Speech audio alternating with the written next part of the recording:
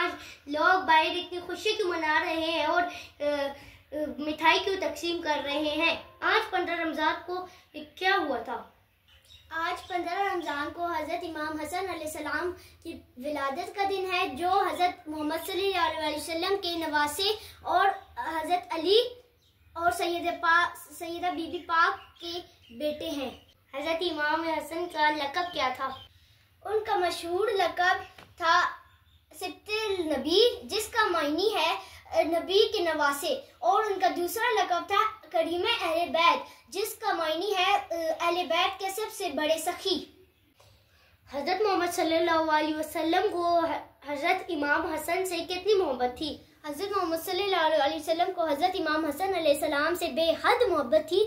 वो उनको उठाते, गोद में डालते और चूमते और फरमाते, हसन और हुसैन जन्नत के जवानों के सरदार हैं।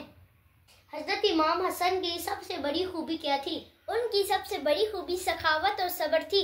वो हमेशा दूसरों की मदद करते और किसी को खाली हाथ ना लौटाते, इसलिए उनको करीम अहले बैत कहा जाता है।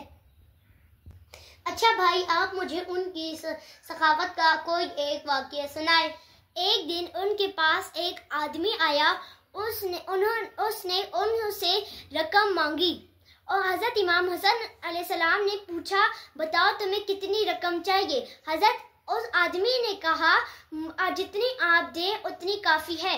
हज़रत इमाम हसन अलैहिस्सलाम ने इतनी रकम दी कि वो कहने लगा, वाकई में आप करीम अहले बैत हैं। क्या कुरान में हज़रत इमाम हसन का कोई जिक्र है?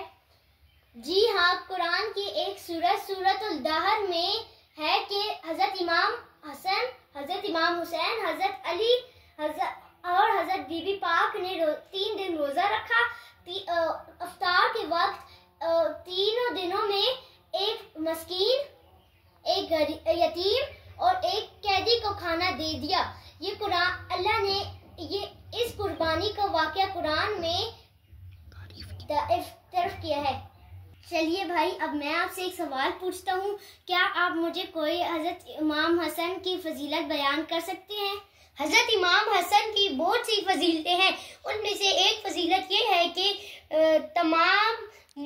तमाम उम्मत अपना इमाम हज़रत हुसैन अलैहिस्सलाम को मानते हैं और हज़रत इमाम हुसैन अलैहिस्सलाम अपना इमाम हज़रत इमाम हसन को मानते हैं। हमें इमाम हसन की मोहब्बत में क्या करना चाहिए? हमें उनकी सीरत पर अमल करना चाहिए, गरीबों की मदद करनी चाहिए, सब्र और सखावत सीखनी चाहिए और सच बोलना चाहिए। तब ही हम सच्चे मुहिब्बाने इमाम हसन बन सकते हैं।